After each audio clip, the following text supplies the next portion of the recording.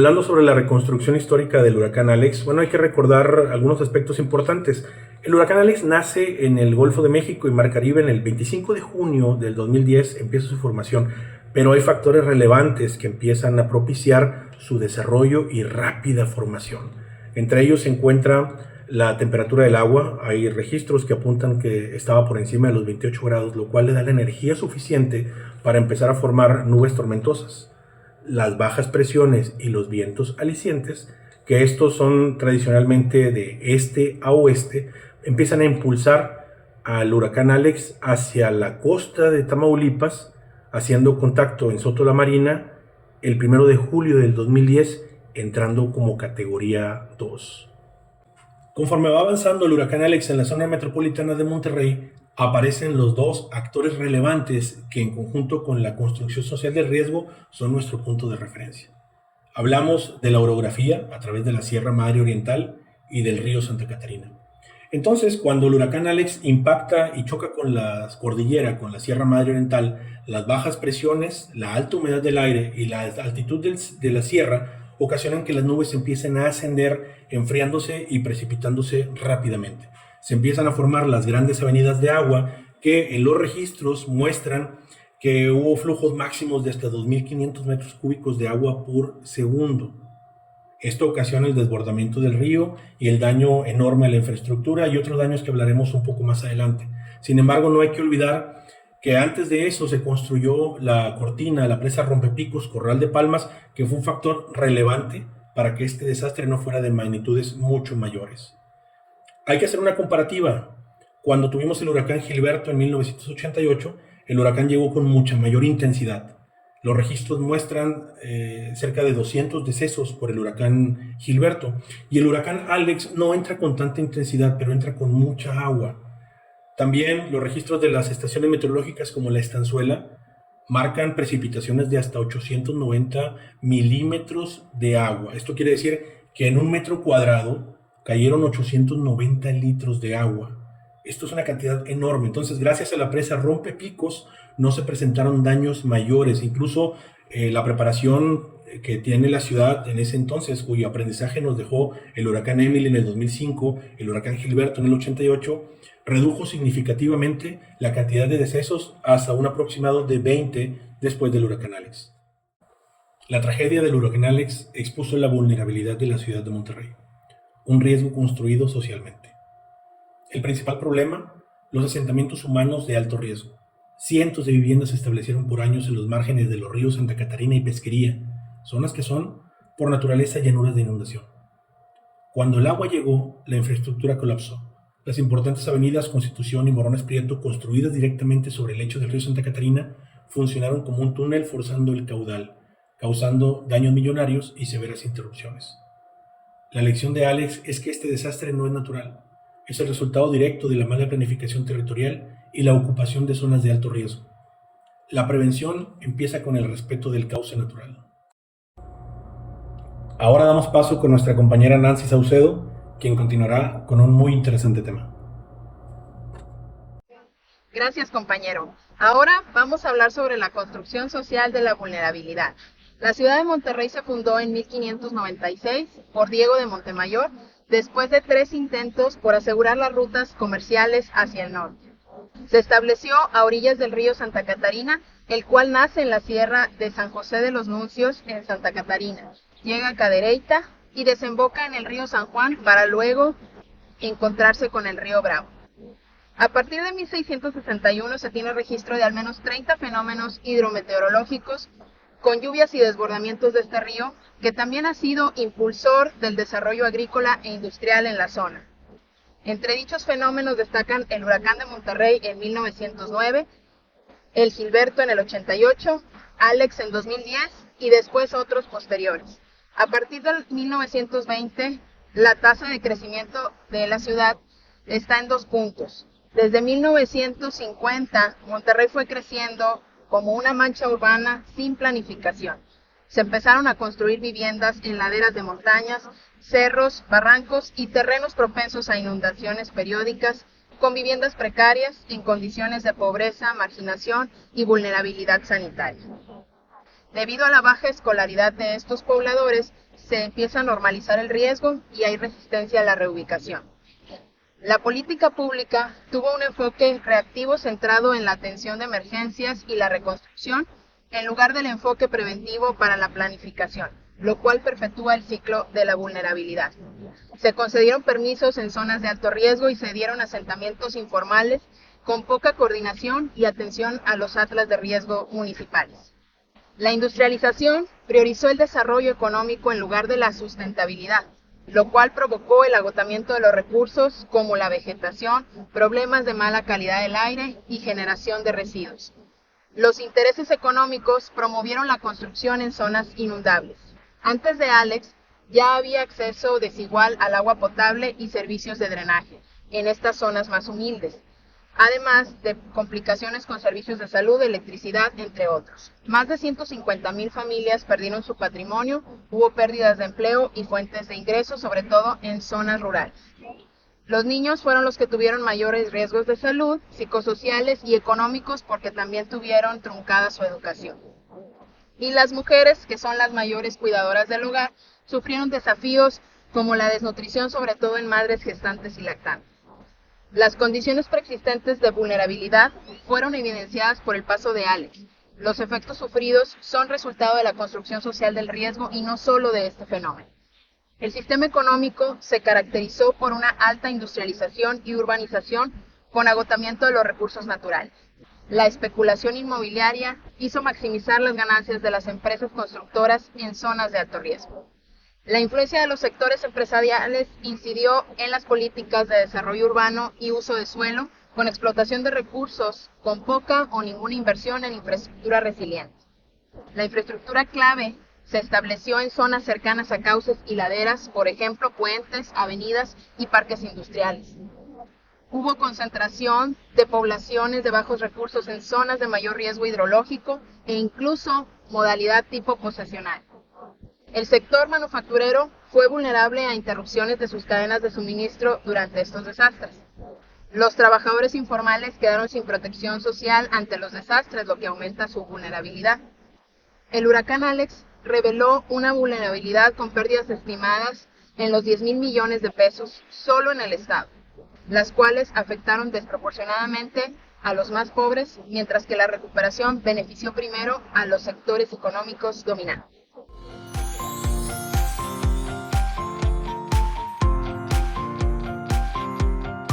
Hola, ¿qué tal? Seguimos aquí con la cápsula de investigación sobre el huracán Alex y sus efectos sobre la construcción social del riesgo en el estado de Nuevo León.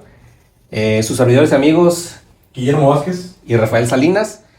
Y estamos muy contentos y agradecidos con nuestro invitado de lujo. El día de hoy tenemos al comandante Jorge Camacho Rincón, titular de la Dirección de Protección Civil del municipio de San Nicolás de los Garza, y que en el entonces 2010 estuvo al frente de la gestión de la Dirección Estatal de Protección Civil. Bienvenido. Así es, gracias Rafa. Muchas gracias por su colaboración. Gracias. Y su aportación aquí a esta entrevista. Gracias. Comandante, ¿cómo se vivieron en aquel momento esos primeros momentos de junio, julio del 2010 ante la llegada del huracán Alex? Muy pesado, muy cansado, pero creo que demostrando la capacidad de toda la sociedad de Nuevo León para enfrentar un fenómeno de esta naturaleza. También es cierto que superó por mucho algunas de las expectativas, sobre todo en torno al volumen de precipitación. Si bien es cierto, en la historia reciente de Nuevo León, los antecedentes nos hablaban de huracanes categoría 5, categoría 3. Este huracán en realidad a nosotros llegaba mucho menor en vientos, pero no son estos los que nos afectan como estado, sino el volumen de precipitación al pasar por la zona serrana del estado de Nuevo León y que básicamente genera estas inundaciones relámpago en las diversas cuencas del estado, tanto en el paso del meteoro por nuestra entidad, como en el retorno del volumen de agua que desciende a través de las montañas. Y esto es realmente lo más peligroso en el estado de Nuevo León, histórico, desde sus primeros habitantes, quienes fueran arrastrados por la corriente de agua al no prever una condición de esta naturaleza. Buenos días. En cuanto a la identificación de la exposición al riesgo, ¿en qué momento se determina la precisión de los efectos de este fenómeno? las zonas expuestas y las zonas vulnerables. Estamos hablando de el 2, el 3% de las ocasiones, quizás inclusive menos en el año, de precipitaciones verdaderamente intensas. Se den condiciones de una saturación rápida del suelo, se den condiciones de volúmenes de agua que descienden a gran velocidad por la gran pendiente pronunciada que tienen nuestro sistema montañoso, este sistema de cuencas, y que estas a su vez a través de los arroyos y luego de los ríos generan una muy rápida inundación que lleva inclusive a las áreas de llanuras de inundación. Estamos asentados en una llanura de inundación. Como llanura de inundación, la verdad es que esto genera una condición de mucho riesgo, sobre todo estando tan pegado, insisto, a este sistema montañoso con pendientes pronunciadas. Y bueno, eso de alguna manera ha permitido a lo largo de la historia de Nuevo León ir haciendo una serie de diagnósticos. Sabrán inclusive que tan así es que inundaciones como la de 1909, con más de 3.500 muertos, más de 3.500 desaparecidos, en datos muy someros porque no existía verdaderamente forma de comunicar datos reales, pues vino inclusive a traer instituciones como la misma Cruz Roja. No existía, ¿no? A partir de que Nuevo León se inunda en 1909 es cuando se decreta en 1910 la creación de la Cruz Roja en México.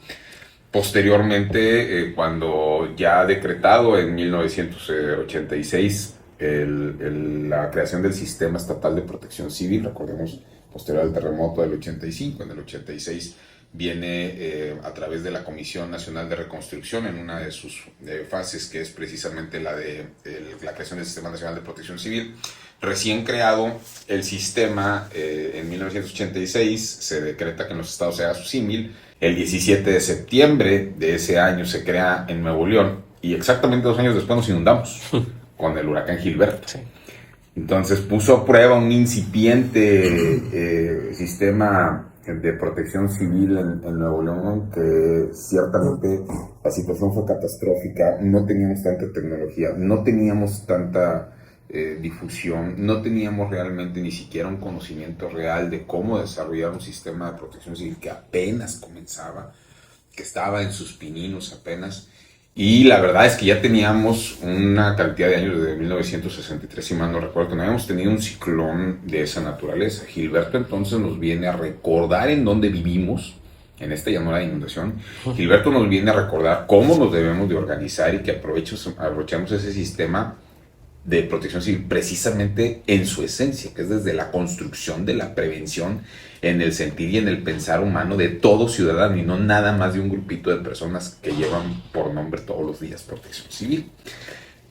Todo esto lo que quiero llegar es, va construyendo realmente cada decisión que se toma, no solamente en Nuevo León, sino fuera de Nuevo León, y posteriormente Nuevo León va construyendo precisamente un sistema, que este sistema nos permite conocer cada vez más hidrológicamente a nuestro estado, que empezamos a comprender la importancia del desarrollo urbano y comienza a haber cambios en materia de desarrollo urbano, porque al final ahí está el problema. Estamos en donde no debemos de estar, y tenemos calles en donde no deben de estar, y tenemos casas en donde no deben de estar, y puentes que ni son puentes, que eran vados. Y entonces nos permite construir no nada más el proceso de prevención con el ciudadano, sino que además nos permite construir confiabilidad. Y a veces la confiabilidad no la hago referente al sistema de protección civil del que eres parte, sino la confiabilidad sobre que tus acciones responden positivo o negativamente dependiendo de la decisión que hayas tomado. Y eso es construcción social. Vamos a decir, del huracán Gilberto para acá, es que comenzamos un proceso de construcción y del desarrollo urbano y de leyes y reglamentos y de sistemas de contención, como fue la cortina rompepicos, decisiva, pero también hay otras pequeñas cortinas rompepicos construidas en diferentes zonas de Nuevo León, aquí en el Topo Chico, en el Cerro de las Mitras, que las mismas urbanizadoras han venido haciendo para romper precisamente esa inundación relámpago que se genera y que se puede ir disipando el pico de agua. Hemos evolucionado mucho, ha cambiado mucho, pero el Estado sigue siendo propenso a estas situaciones. solo que hemos cambiado mucho a nivel de conciencia, a nivel de cultura, a nivel de legislación y a nivel de operación de la emergencia para entrar en un mejor proceso de reconstrucción y de vuelta a la normalidad. ¿Cómo se plantea una respuesta ante este fenómeno? Es decir, ¿qué pasos se siguieron en ese momento para...? Con datos históricos, con acciones que redundan en la prevención o la reducción de los daños, por supuesto, por encima de todo siempre enfocada a la vida. Y a partir de ahí es la toma de decisiones, el consenso entre las diferentes áreas, porque inclusive es con ciudadanos, son gobiernos de los niveles, son empresas y demás. No es sencillo llegar a acuerdos de esa naturaleza, no es por ningún motivo sencillo en ese volumen. Este plan entonces nos permitió, habiendo tenido una junta previa, habiendo tenido, y después ya cuando veíamos el meteoro acercarse, juntas extraordinarias, sesiones del comité de manera permanente, todo ese proceso nos permitió que el proceso de planeación resultara exitoso. ¿Qué considera usted de acciones que tenemos actualmente de prevención y mitigación y también como área de oportunidad para contener ese tipo de fenómenos? En la forma de pensar, sobre todo de quienes vivimos en la gran ciudad. La gran ciudad nos da la falsa sensación de protección. A ver, tenemos que entender sí o sí dónde vivimos. Y si no entiendes dónde vives, siempre te vas a poner en riesgo. Siempre. Si tú no entiendes la historia, porque además somos de mente corta, se nos olvidan muy rápido las cosas. Si tú no comprendes eso y educas a la siguiente generación, entiende dónde vives y olvídate de huracán. Una lluvia fuerte, ahí vas en el carro, a meterte al charco, a meterte a la corriente de agua. A ver, la corriente de agua es más peligrosa que una inundación estática. Hay otros estados de la República que tienen ese problema. Tabasco, como si pusieras un tapón a la bañera y se va llenando, y ahí se queda inundado. Aquí no. Aquí es una corriente de agua que baja con velocidad y arrastra todo. Todo lo arrastra. Entonces sí, qué padre que en materia de desarrollo urbano hemos cambiado. Qué padre, qué bueno. Sumamente importante, cierto. Pero si tú te sigues metiendo a la corriente, pues te vas a morir. Entonces en realidad entiende dónde vives, entiende cómo funciona tu medio y párate. Nadie se muere en una inundación de Nuevo León si no se mueve. Ahí quédate donde estás. Obviamente no moverse me refiero al lugar seguro. Pues es cada que yo encontramos basura y madres y basura y vamos y limpiamos y basura y bueno, ahí estamos trabajando también en la parte medioambiental que influye directamente sobre el comportamiento de los fenómenos hidrometeorológicos. Pero mientras tanto no vas a cambiar. ¿Quién tiene que cambiar? Tú y tú y tú tienen que cambiar. No hay otra. Y yo y todos tenemos que cambiar. Comandante, muchísimas gracias. Estamos muy complacidos por esta entrevista. Nos llevamos mucha información. Tenemos que seguir siendo gente de cambio, gente que esté promoviendo los temas de prevención, de mitigación, de preparación, de respuesta. Y pues muchísimas gracias en verdad por su tiempo, por su colaboración. Y pues bueno, nos despedimos, Guillermo. Muchísimas gracias a todos. Estaremos aprovechando esta información para dar a conocer los mensajes de la Dirección de Protección Civil del municipio de San Nicolás y mejorar nuestro proceso de gestión de riesgos. Ahora continuará mi compañero Daniel con la identificación de la exposición ante el peligro. Gracias, compañera. Ahora, prosiguiendo con la presentación, vamos a hablar sobre la identificación de la exposición ante el peligro del huracán Alex. Como ya sabemos, en el año 2010 fue Nuevo León, especialmente la zona metropolitana de Monterrey, una de las zonas más afectadas, especialmente las áreas cercanas al río Santa Catarina, los arroyos y las laderas del Cerro de la Silla. Los principales grupos expuestos fueron los habitantes de colonias asentadas en cauces y los trabajadores y comerciantes que utilizaban esas zonas y también la infraestructura vial y de servicios construida dentro del río. Aunque las lluvias fueron muy intensas, de más de 500 milímetros en 3 días, el verdadero problema fue el mal uso del suelo, ya que el cauce se había convertido en una vía urbana y recreativa, reduciendo su capacidad natural para desaguar. En resumen, el desastre no se debió solo al fenómeno meteorológico, sino a una exposición urbana mal planificada. Durante las decisiones de crecimiento y ocupación del territorio transformaron un riesgo natural en lo que es un desastre social. Y bueno, siguiendo con la otra temario, vamos a hablar de lo que es la compresión de la dimensión cultural y simbólica que dejó el huracán. El huracán Alex no solo representó un fenómeno meteorológico devastador, sino también un momento de transformación cultural y simbólica para la sociedad de Nuevo León. Desde la perspectiva de la construcción social del riesgo, podemos entender que los desastres no son únicamente naturales, sino el reflejo de cómo las comunidades interpretan y significan los peligros.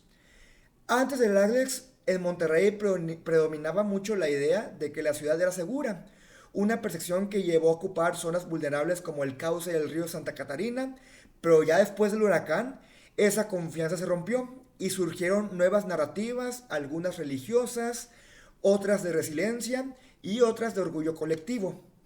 En el río, lo que es el río Santa Catarina y el Cerro de la Silla se han convertido en lo que son símbolos de memoria y de advertencia, recordándonos de que el riesgo también se construye en lo cultural, en lo que sentimos y en lo que recordamos. Es importante comprender estos significados ya que nos permite ir más allá de los daños materiales y reconocer que la gestión del riesgo debe incluir la memoria, los valores y las emociones de la comunidad. A continuación, nuestro compañero Rafael Salinas nos va a presentar el tema de lo que es identificación de peligros y riesgos. Hola, ¿qué tal? En el tema de comunicación de peligros y riesgos para este tipo de fenómenos y otros similares, se cuenta con los sistemas de alerta temprana.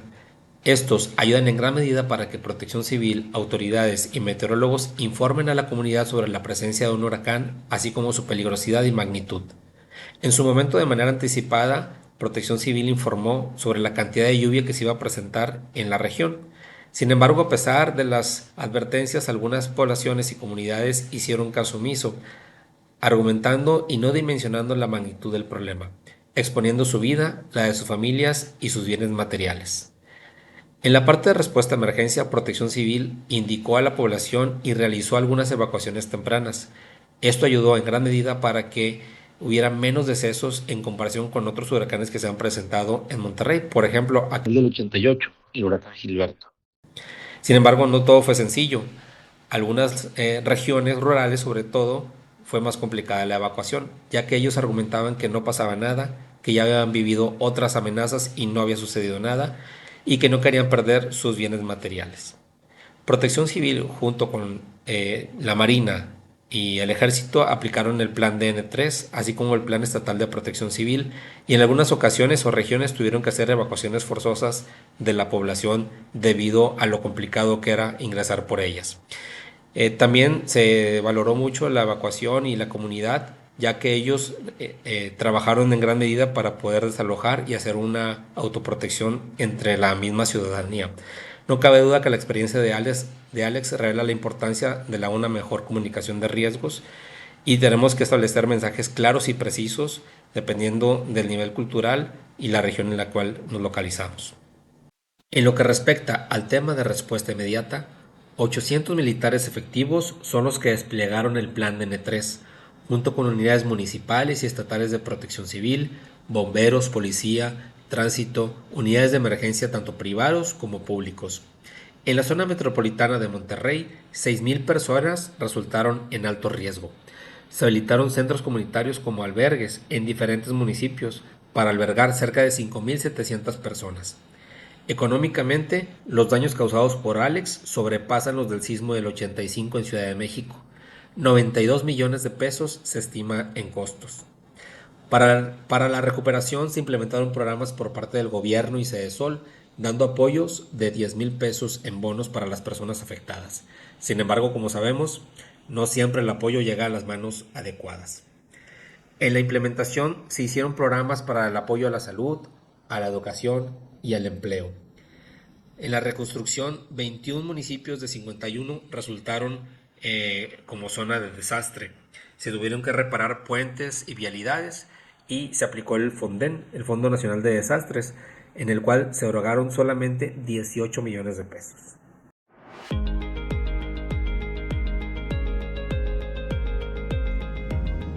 Hola a todos. El día de hoy nos acompaña el jefe de meteorología y presentador del tiempo en Multimedios TV, Radio y Milenio TV, el licenciado Abimael Salas. Muchas gracias, licenciado, por permitirnos esta entrevista. Usted es todo un referente en temas de meteorología en nuestra ciudad por su amplia experiencia en el tema. Y pues le agradecemos estar el día de hoy compartiendo con nosotros acerca de su experiencia con el huracán Alex. La primera pregunta es, ¿qué factores atmosféricos y geográficos explican la intensidad y la trayectoria del huracán Alex en la zona metropolitana de Monterrey que sufrimos en el 2010?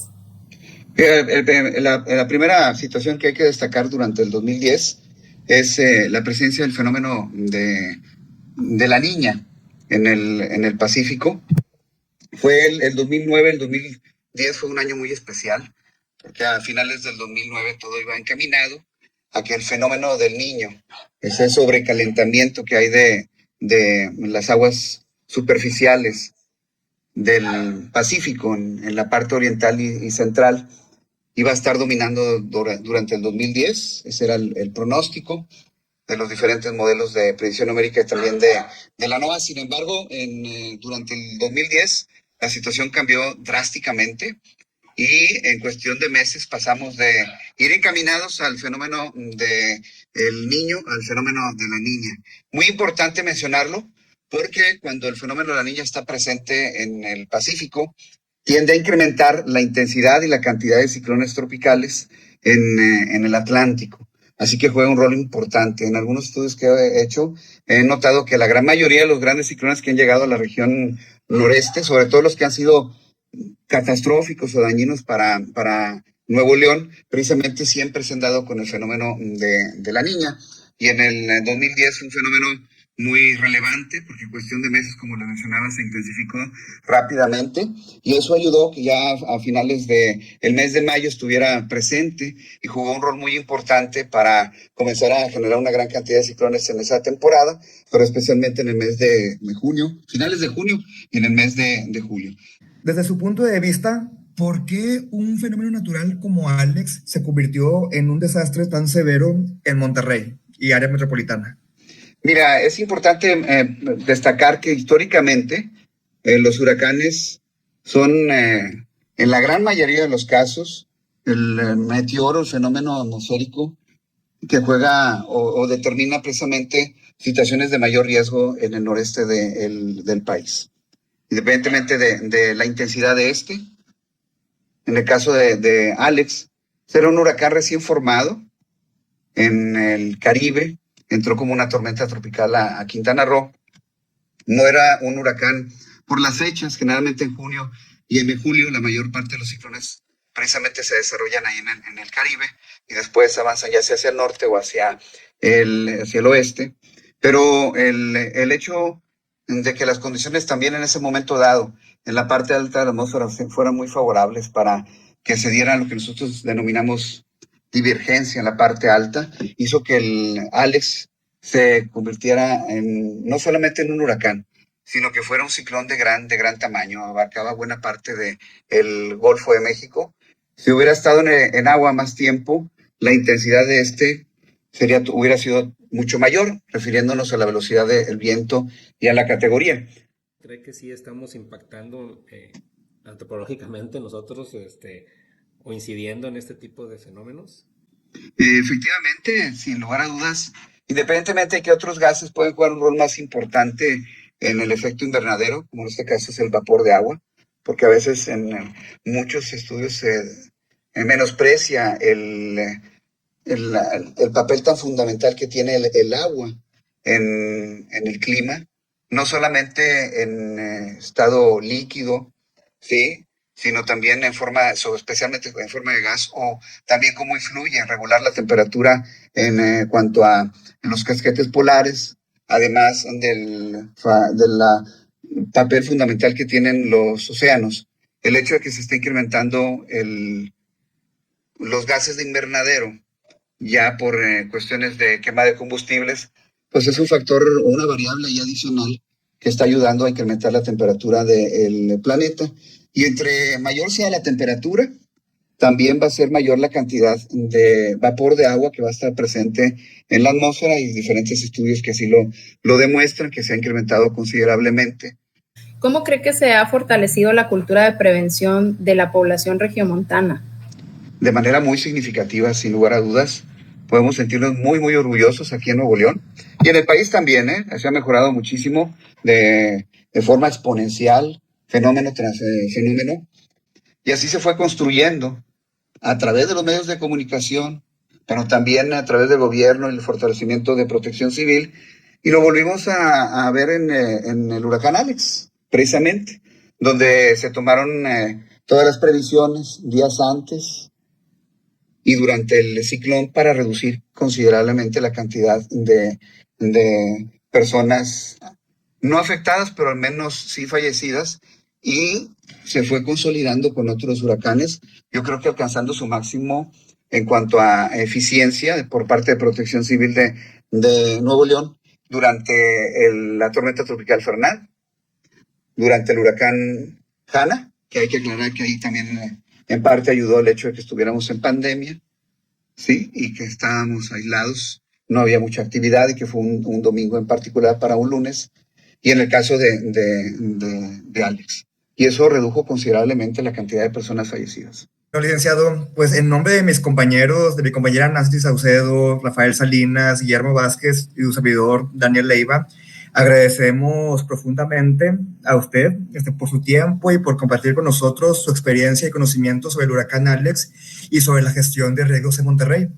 Sin duda, yo creo que aquí todos podemos coincidir que pues, lo que usted nos ha aportado nos deja una visión más clara sobre la importancia de la prevención, la coordinación entre las instituciones y la conciencia ciudadana frente a los fenómenos hidrometeorológicos. Y también, en nombre también de la maestría en gestión de riesgos y protección civil de la NAPRO Campus Chiapas, pues le extendemos nuestro agradecimiento, gratitud por su participación y por el tiempo que nos aportó el día de hoy. Muchísimas gracias. A ustedes también por tomarme en cuenta. Yo muy agradecido que pueda compartir con ustedes todas estas experiencias. Gracias a ese granito que yo pueda yo aportar para mejorar considerablemente, junto con la ayuda de miles de personas, para poder todavía ser más certeros, no solamente los pronósticos, y sino que eso a su vez también se implique en una mayor previsión, ayude a salvar vidas, a reducir riesgos a la población en general, reducir también los daños materiales. Siempre estaremos ahí al pie del cañón.